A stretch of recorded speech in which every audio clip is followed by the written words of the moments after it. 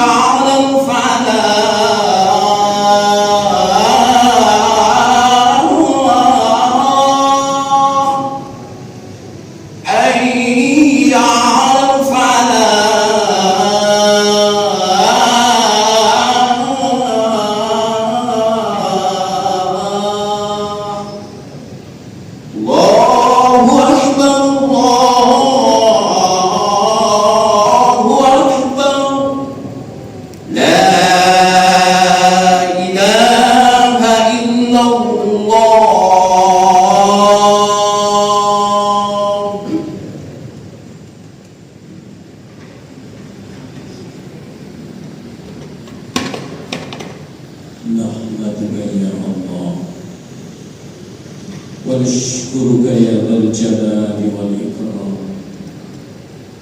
أنت الذي أنعمنا بنعمة الإيمان والإسلام حتى نستطيع أن نتحرك من بيوتنا إلى هذا المكان.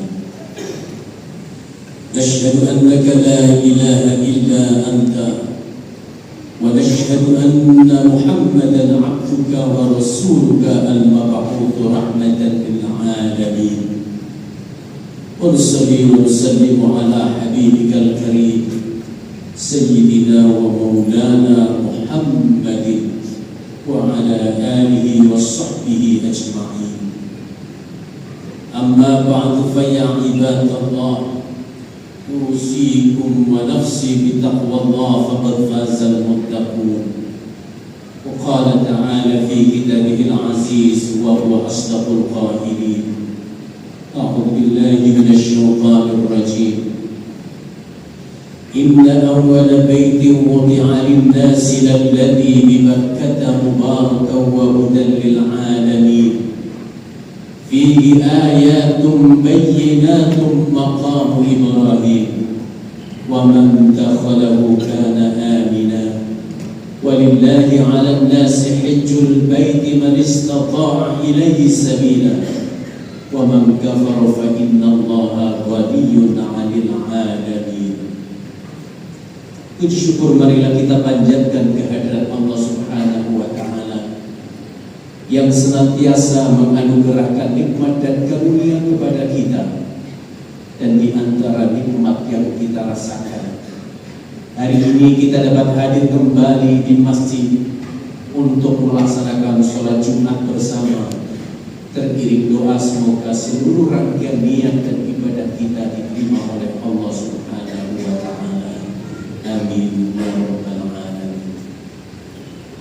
Saudara hadirin kaum muslimin sidang Jumat yang berbahagia, kita sudah berada di bulan Dzulhijjah dan saudara-saudara kita sudah menuju ke Al-Makkah Al-Mukarramah, tanah suci untuk menunaikan ibadah haji. Oleh karena itu, tema khutbah singkat kita kali ini adalah memaknai pesan spiritual haji untuk menggapai haji mabrur. Hadirin kaum muslimin yang berbahagia, predikat haji itu ada 3. Yang pertama haji mardu, yang kedua haji mabrur, dan yang ketiga adalah haji mabrur. Orang yang memiliki predikat haji mardu artinya setelah berhaji justru lebih buruk daripada sebelum dia berhaji. Orang yang memiliki predikat haji mabrur artinya sebelum dan sesudah haji tidak ada perubahan apapun. Tetapi ketika orang pulang setelah menunaikan ibadah haji mendapatkan predikat haji yang mabrur, dia akan memiliki kondisi mental, spiritual, perilaku dan perbuatan yang lebih baik daripada sebelum menunaikan ibadah haji. Tentu saja untuk mendapatkan haji mabrur tidaklah mudah. Dan di antara yang harus dilakukan oleh orang-orang yang berhaji dan menginginkan mendapatkan predikat haji mabrur, mereka harus mampu memaknai setiap aktivitas perbuatan yang dilakukan selama prosesi ibadah haji. Yang pertama adalah niat. Orang yang berhaji ketika dia melafalkan labbaik Allahumma hajjan, atau dia berumrah labbaik Allahumma umratan, ya Allah aku penuhi panggilanmu untuk berhaji, aku penuhi panggilanmu untuk berumrah. Niatnya lurus karena Allah, bukan niatnya karena ingin menggunakan kopiah haji, bukan niatnya nanti setelah pulang kembali ke tanah air. Begitu bukan hanya semata-mata sunnah Rasul, tidak, tetapi harus dimaknai bahwa setiap hamba Allah yang menjadi tuyufur rahman, menjadi tamu-tamu Allah adalah sama, tidak berbeda. Apapun jenis status sosialnya di tanah air, apakah dia seorang penguasa, seorang pejabat, orang kaya raya, orang miskin, ketika mereka menjadi tamu Allah di hadapan Allah adalah sama. Inna Allah la yanzuru ila suwarikum wa amwalikum, walakin yanzuru ila qulubikum wa a'malikum. Sesungguhnya Allah tidak akan pernah melihat bagaimana rupamu, bagaimana harta, kedudukan, jabatan dirimu, tetapi Allah akan melihat bagaimana hati dan perbuatan. Saudara hadirin kaum muslimin yang dirahmati la syarika lah. Labbaik Allahumma labbaik, ya Allah aku penuhi panggilanmu ya Allah. Bayangkan orang yang mau berhaji untuk saat sekarang ini mungkin harus menunggu bertahun-tahun. Akhirnya begitu sampai di tanah suci, apakah itu di Mekah atau di Madinah, mereka ingin melaksanakan sholat Jumat atau sholat fardu yang lain, sudah pasti mereka akan tinggalkan itu pemerdokan, tinggalkan hotelnya paling tidak 2 jam sebelum adzan dikumandangkan. Dan itu dilakukan setiap hari, kali 40 hari banyak kali. belajar bagaimana mengutamakan panggilan Tuhan. Harapannya begitu kembali ke tanah air, orang-orang yang sudah menunaikan ibadah haji sebelum adzan dikumandangkan di masjid, kemudian dia mendengarkan, mestinya dia sudah berada di dalam masjid untuk menunggu adzan itu dikumandangkan. Tidaklah pantas orang yang sudah menunaikan ibadah haji begitu dipanggil oleh Allah Subhanahu wa taala di subuh hari dengan as-salatu khairum minan naum, ternyata dia masih berada di tempat tidur. Maka harapannya dengan belajar pergi ke Masjidil Haram, pergi ke Masjid Nabawi setiap hari, orang yang sudah pergi haji dia memenuhi panggilan Allah sebelum itu dikumandangkan. Saudara hadirin yang berbahagia, lalu yang keempat adalah wukuf. Wukuf artinya berhenti sejenak untuk bermuhasabah, untuk introspeksi diri. Lalu kita bertanya, untuk apa kita introspeksi diri dan apa yang mesti harus kita muhasabahi di dalam diri kita? Setidak-tidaknya ada 3. Yang pertama, pada saat wukuf dilaksanakan di Arafah, kita harus berpikir bahwa kita sesungguhnya diciptakan oleh Allah Subhanahu wa taala dari bahan yang sama. Siapapun dia, apakah dia orang kaya, apakah dia orang miskin, apakah dia orang awam ataupun kiai, sama saja. Oleh karena itulah dengan bermuhasabah semacam ini, seseorang akan berpikir bahwa di antara kita tidak ada yang berbeda. Yang membedakan di antara kita adalah takwa, bukan nasabnya, bukan keturunannya, sama sekali tidak. Ya ayyuhan nas, inna khalaqnakum min dzakarin wa untha wa ja'alnakum syu'uban wa qabaila lita'arafu inna akramakum indallahi atqakum innallaha alimun khabir. Lalu muhasabah yang kedua adalah ketika kita hidup itu untuk apa? Allah kemudian mengajarkan kepada kita di dalam Al-Quran, wa khalaqul jinna wal insa illa liya'budun. Tidaklah diciptakan jin dan manusia kecuali untuk beribadah, mengabdi kepada Allah Subhanahu wa taala. Setiap apa yang kita ucapkan, setiap apa yang kita lakukan dan perbuat tidak lain adalah lillahi rabbil alamin, atas nama Allah Tuhan semesta alam. Pekerjaan seberat apapun, ketika kita berniat hanya untuk Allah, bismillah, atau bukan bismillah Allah, itu akan menjadi berat. Lalu yang perlu kita renungkan pada saat wukuf di Arafah yang ketiga adalah setelah itu kita mau kemana, dan ini menjadi tauhid. Kata Nabi, kafa bil mauti mau'izatun, cukuplah kematian itu menjadi pelajaran bagi kita.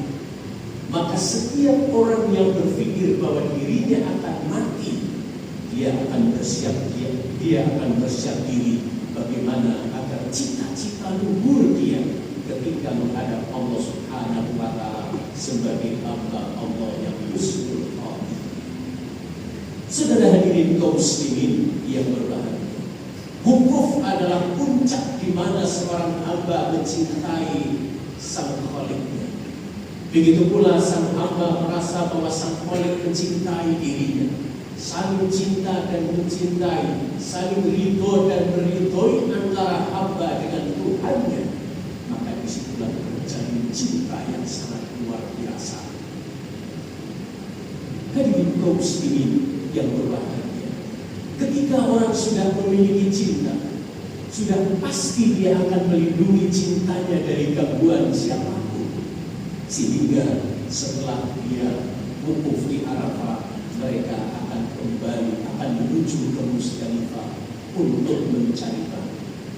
Ali Syariati di dalam bukunya Al-Hajj judulnya, dia mengatakan bahwa ketika seseorang sudah cintanya mutlak hanya kepada Allah, dia sudah pasti akan melindunginya dengan cara mengusir musuhnya yaitu syaitan. Maka para jamaah haji ketika di Musdalifah dia mencari batu dan mereka pergi ke Mina untuk melontar jumrah. Mereka melontar tembok, mereka melontar dengan batu dengan mengucapkan Bismillahi Allahu Akbar rajman lisyayatin. Bismillahi Allahu Akbar dengan menyebut namamu ya Allah yang maha besar. Rajman lisyayatin, terkutuklah syaitan. Maka ketika melontar jumrah sesungguhnya bukan melontar batu, bukan melontar tembok, tetapi yang dilontar adalah jiwanya sendiri. Karena setannya bukan ada di tembok, tetapi setannya ada di dalam hati. Oleh karena itulah ketika melontar jumrah, seyogianya para jamaah haji berkomitmen ketika mengucapkan Bismillahirrahmanirrahim Allahu Akbar rajman lisyayatin dengan menyebut namamu ya Allah yang maha besar, terkutuklah wahai engkau syaitan. Mulai hari ini aku akan bermusuhan denganmu. Mulai hari ini aku tidak akan pernah mengikuti perintahmu. Karena syaitan itulah yang akan mengganggu cinta kita dengan Tuhan kita Allah Subhanahu wa Ta'ala. Saudara hadirin kaum muslimin yang berbahagia, Arafah, Musdalifah dan Mina adalah perjalanan haqqun minallah, hubungan kita dengan Allah. Oleh karena itu kita sadari bahwa kita bukan hanya sekedar haqqun minallah, tetapi kita manusia bukan malaikat, harus menjalin haqqun minannas, sehingga kita pun kembali ke Mekah untuk melaksanakan tawaf ibadah. Pada saat kita kembali ke Masjidil Haram, lalu kita bertawaf, disitulah kita akan bertemu kembali dengan saudara-saudara kita yang berwarna kulit yang berbeda. Ada kulit hitam, ada kulit putih, ada sawo matang, ada coklat, ada kulit-kulit, semuanya berada di situ melakukan gerakan yang sama, lafal yang sama, subhanallah walhamdulillah wa la ilaha illallah Allahu akbar wa la haula wa la quwwata illa billahil aliyyil azim, menyanjung dan memuji Allah dengan lafal yang sama. Disitulah kita akan memupuk haqqun minannas setelah kita memupuk haqqun minallah dari Arafah, Musdalifah dan Mina. Saudara hadirin kaum muslimin yang berbahagia, tentu saja haqqun minallah dan haqqun minannas tidak akan kita biarkan begitu saja. Maka kita mesti harus mengupayakan bagaimana agar haqqun minallah dan haqqun minannas ini terjaga. Disitulah harus kita punya upaya, dan itulah sa'i antara Safa dan Marwah. Pada saat kita melihat sejarah bagaimana ketika Hajar ditinggalkan Ibrahim dan Hajar bersama Ismail di Mekah, tidak ada tanaman apapun, mereka hanya berdua, sehingga pada akhirnya mereka pun kehabisan berpahala. Hajar tidak lagi memiliki asli, Hajar sudah tidak lagi memiliki air, sehingga Hajar pun pergi menuju Safa dan Marwah, bukan untuk mencari air, tapi berusaha untuk mendapatkan pertolongan. Siapa tahu ada orang lewat sehingga dia bisa meminta pertolongan bagaimana agar anaknya terselamatkan.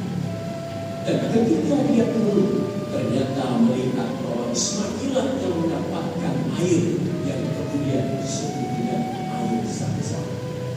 Itulah sejarah yang menunjukkan bahwa kepada kita agar kita senantiasa berusaha memelihara bagaimana haqqun minallah dan haqqun minannas terjaga.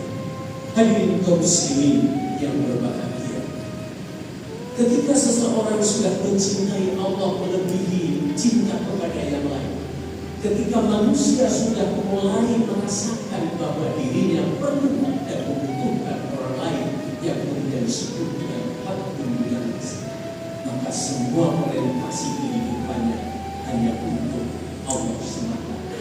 Sehingga pada akhirnya jemaah haji di akhir hajinya mereka melakukan tahallul dengan memotong rambut sebagian atau kemudian menghalikin, menundukkan seluruh rambutnya, Sebagaimana kita pahami bahwa rambut adalah mahkota, mahkota bagi siapapun. Tetapi ketika dia sudah cintanya kepada Allah melebihi apapun, melebihi jabatan, melebihi kekuasaan, harta dan status sosial, maka rambut itu pun kemudian dikorbankan hanya untuk Allah semata. Harapannya dengan para jamaah haji memaknai pesan spiritual haji ini, mereka kembali ke tanah air dan berkontribusi terhadap bangsa dan negara karena dia mendapatkan haji yang mabrur, haji yang mampu mengubah dirinya, mengubah keluarganya, mengubah masyarakatnya, dan mampu mengubah bangsa dan negara. Kita doakan semoga mereka yang berhaji, saudara-saudara kita di tahun ini, mereka diberikan kemudahan dan kesehatan, mereka mampu memaknai seluruh ritual ibadah haji dan kembali ke tanah air menjadi haji yang mabrur. Amin ya rabbal alamin. Aqulu qawli hadza wa astaghfirullah li wa lakum wa lisa'iril muslimin wal muslimat wal mu'minin wal mu'minat fastaghfiruhu innahu huwal ghafurur rahim.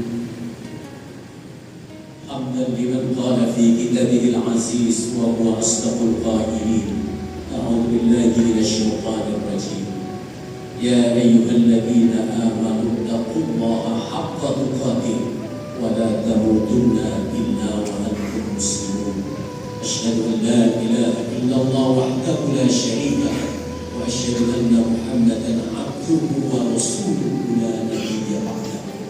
Hadirin kaum muslimin yang berbahagia, Allah berfirman di dalam Al-Quran, "Lan yanalallaha luhuha wa la dima'uha walakin yanaluhu taqwa minkum."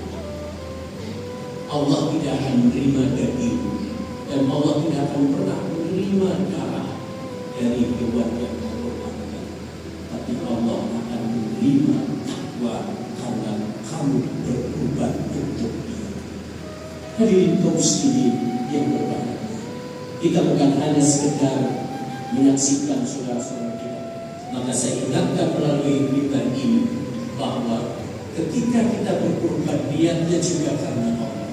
Bagaimana orang yang menyembelih kurban juga harus mengikuti syariat agar hewan kurban yang disembelih pun menjadi halal. Dan jangan lupa mereka yang berkurban mendapatkan hak atas daging kurbannya kecuali mereka yang bernadar.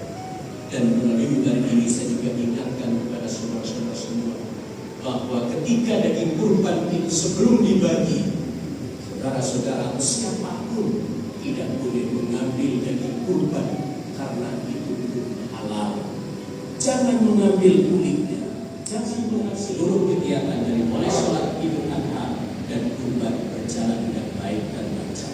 Saudara hadirin yang berbahagia, khutbah yang kedua ini mari kita akhiri dengan berdoa bersama-sama dengan mengangkat tangan seraya menundukkan hati dan kepala.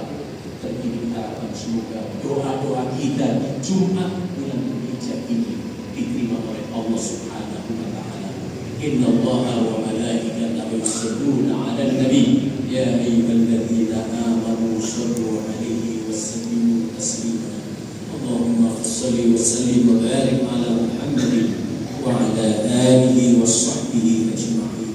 Allahumma ighfir lil muslimin wal muslimat wal mu'minina wal mu'minat al ahya'i minhum wal amwat innaka sami'un qaribun mujibud da'awat wa ya qadiyal hajat. Segala puji bagimu ya Allah atas nikmat dan karunia yang Kau anugerahkan kepada kami, nikmat dan karunia yang tak terhingga sehingga kami tak sanggup untuk menghitungnya. Untuk itu ya Allah, jadikan kami hamba-hamba-Mu yang pandai mensyukuri nikmat-Mu. Jadikan kami hamba-hamba-Mu yang senantiasa taat dan patuh menjalankan perintah-Mu. Hanya kepada-Mu ya Allah kami mengabdi dan hanya kepada-Mu ya Allah kami memohon pertolongan. Ya Allah, ya Tuhan kami, di hari Jumat yang penuh dengan keberkahan ini kami berdoa kepada-Mu. Berkahilah hidup dan kehidupan kami, berkahilah keluarga dan rumah tangga kami, berkahilah anak-anak, cucu-cucu keturunan kami, berkahilah harta dan ilmu yang Kau amanahkan kepada Ya Allah, ya Tuhan kami, jadikanlah keluarga kami, keluarga anak-anak kami menjadi keluarga yang bahagia, keluarga yang sejahtera, keluarga yang sakinah, mawaddah, warahmah. Ya Allah, jadikan anak-anak, cucu-cucu keturunan kami hamba-hamba-Mu yang soleh dan solehah. Anugerahkan kepada kami, ya Allah, rizki yang luas, rizki yang penuh dengan keberkahan, rizki yang Engkau ridhoi sebagai bekal kami untuk mengabdi kepada-Mu. Ya Allah, lindungi kami dari segala bencana, musibah dan mara bahaya. Jauhkan kami dari segala penyakit yang kami tak sanggup untuk mengobatinya. Ya Allah, ya Tuhan kami, anugerahkan kesehatan dan kemudahan kepada saudara-saudara kami yang sedang berhaji, agar mereka dapat mendapatkan predikat haji yang mabrur. Kami berdoa kepada-Mu, ya Allah, bagi kami yang telah berhaji, berikan kesempatan kepada kami untuk haji kembali. Ya Allah, bagi kami yang belum berhaji, ya Allah, berikan kami kemampuan, jalan kemudahan untuk sampai di tanah suci-Mu melaksanakan ibadah haji di tahun-tahun mendatang. Ya Allah, ya Tuhan kami, seandainya yang kami panjatkan doa-doa ini terhalang karena dosa-dosa kami, kami mohon kepada-Mu, ya Allah, ampuni dosa-dosa kami, maafkan segala kesalahan kami, ampunkan pula segala dosa dan kesalahan ayah bunda kami, baik yang masih ada maupun yang telah tiada. Curahkan kepada mereka cinta dan kasih sayang-Mu, sebagaimana mereka telah mencurahkan cinta dan kasih sayangnya kepada kami. Ya Allah, anugerahkan kepada kami kebahagiaan di dunia ini serta kebahagiaan di akhirat kelak. Jauhkan kami, anak cucu keturunan kami dari azab neraka. Terimalah doa kami, ya Allah, sesungguhnya Engkau Maha mendengar lagi Maha menerima doa. Rabbana atina fid dunya hasanah wa fil akhirati hasanah wa qina adzabannar wa adkhilna al-jannata ma'al abrar ya aziz ya ghaffar ya rabbal alamin. Sallallahu ala Muhammad wa ala alihi wa sahbihi ajma'in. Bifadlika subhana rabbika rabbil izzati amma yasifun. Wassalamu ala al-mursalin walhamdulillahi rabbil alamin. Ibadallah, inna Allaha ya'muru bil 'adli wal ihsan wa ita'i dzil qurba wa yanha 'anil fahsya'i wal munkari wal baghi ya'idukum la'allakum tadhakkarun. Fadhkurullaha al-'azim yadhkurkum washkuruhu 'ala ni'amihi yazidkum wa la dzikrullahi akbar wallahu ya'lamu ma tasna'un. Aqimus shalah. Allahu Akbar.